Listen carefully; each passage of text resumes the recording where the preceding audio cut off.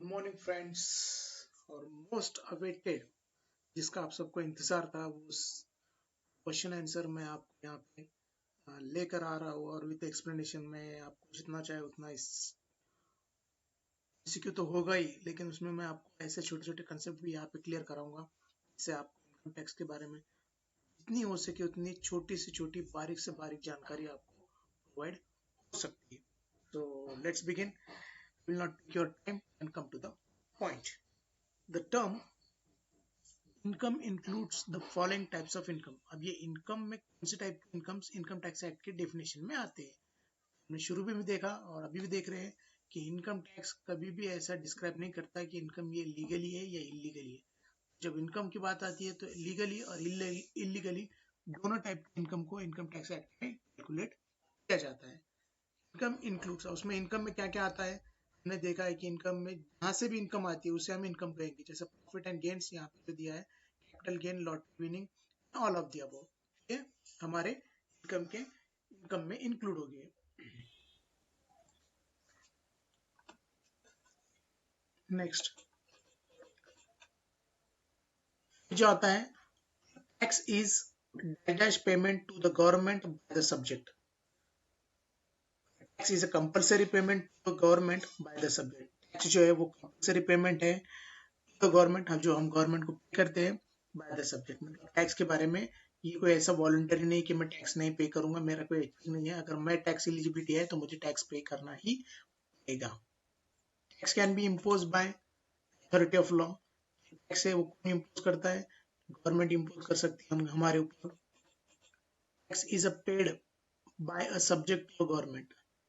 हम जब tax pay करते हैं गवर्नमेंट को without expectation of definite return, जैसे हमने शुरू में भी देखा कि मैं ऐसा कभी मना नहीं कर सकता कि मुझे टैक्स पे करने से कुछ बेनिफिट हो रहा है।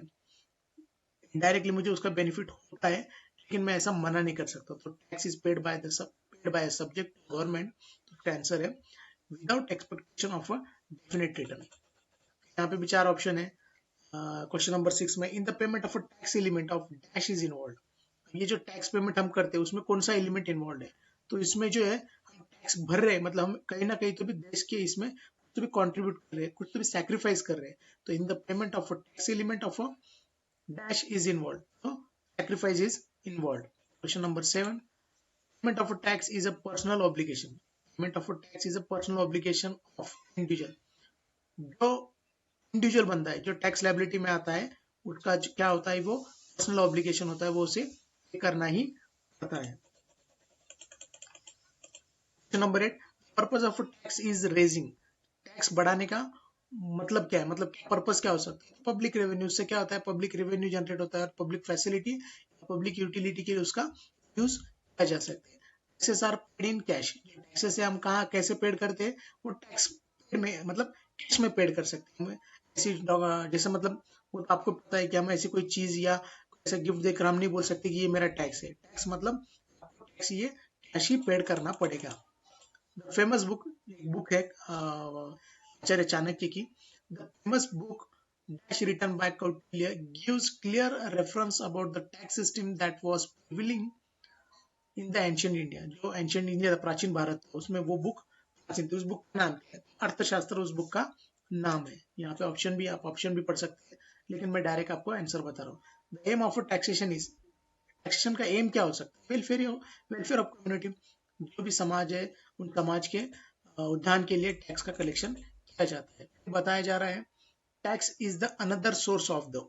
तो टैक्स क्या है, कोई भी स्टेट है उसका क्या है, वो रेवेन्यू सोर्स है। Tax and fees are different from each other, this statement is true. हमने देखा है जब देख रहे थे what is the difference between tax and fees में, हमने ये देखा है कि वो जो उनका जो डिफरेंस है वो ईच अदर है, मतलब दोनों से अलग अलग अलग है, हटके है। जो आता है imposed by some government agency for which it has been collected is called as a fees। जो चार्ज है impose by the central government, मतलब गवर्नमेंट एजेंसी है, it has been जो कलेक्ट किया जाता है, इकट्ठा किया जाता है, उसे हम फीस कहेंगे। The tax is collection are routed to dash, मतलब ये जो टैक्स कलेक्शन का जो रूट है वो किस कहाँ है, तो कंसोलिडेटेड फंड ऑफ इंडिया के अंदर में उसका रूट है। हमने कुछ आर्टिकल्स भी देखे थे जब हम शुरू में सीरीज कर रहे थे तब। According to Article 265, no tax shall be levied or collected except by authority of law. ये पूरा का पूरा डेफिनेशन आर्टिकल 265 का यहाँ दिया गया है और वही डेफिनेशन MCQ में यहाँ पे. Tax should not violate. Tax क्या करता है?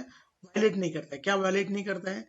जो हमें भारतीय संविधान में आर्टिकल 14 एंड 19G जो है वो दिया है, जो वो क्या है? वो फंडामेंटल राइट है हमारा, आर्टिकल 14 एंड 19. उसको टैक्स वायलेट नहीं करता है. विच of the following statement is true? कौन सा स्टेटमेंट इसमें सही है? तो सही स्टेटमेंट कौन सा है? Double taxation is not prohibited under article 265 of the constitution. तो आर्टिकल 265 में तो ये नहीं है ना. आर्टिकल 265 में डबल टैक्सेशन के बारे में बात है ही नहीं.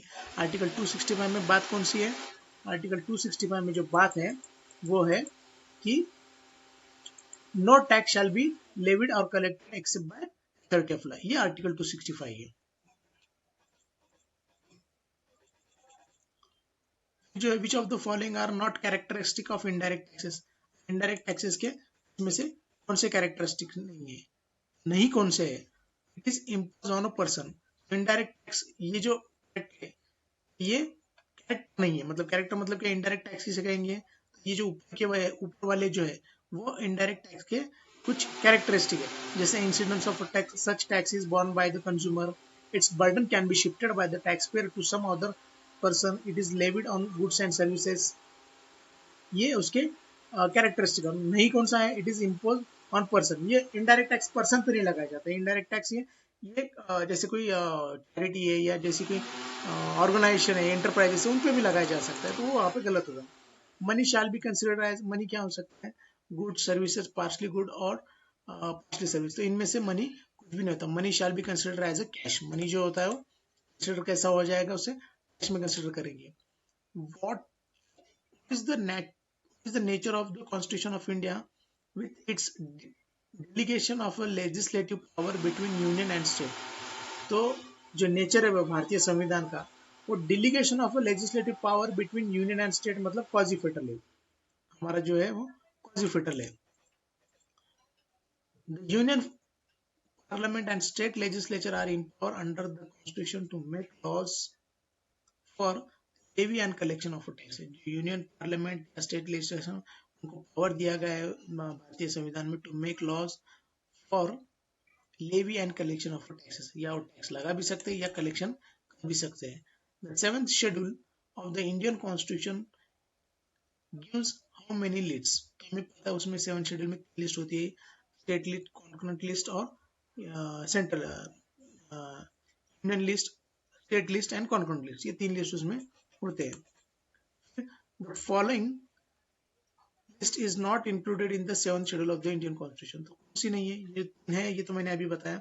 concurrent list, state list and union list. legislative list बोल के ऐसा कोई 7th schedule में ऐसा कोई wording नहीं है. Last, which of the following statement is false? अब कौन सा statement इसमें false है? Union can impose tax on agriculture. तो हमने देखा है कि ये जो एग्रीकल्चर है इसके ऊपर यूनियन टैक्स नहीं लगा सकता. एग्रीकल्चर इनकम के ऊपर जो टैक्स है वो स्टेट लगा सकते हैं एज पर देयर जुरिडिक्शन और एज पर देयर मतलब उनके सोच के हिसाब से. लेकिन यूनियन कभी भी एग्रीकल्चर पे टैक्स नहीं लगाती. तो यहाँ तक तो हमने क्वेश्चन 25 देख लिए. हम और भी ऐसे कंप्लीट करेंगे. तो अगर ये आपको कैसा लगा आप एक बार कमेंट में बताइए. और थैंक यू फॉर आपने इस वीडियो को देखा. उसके लिए मैं आपको बहुत बहुत धन्यवाद देता हूँ.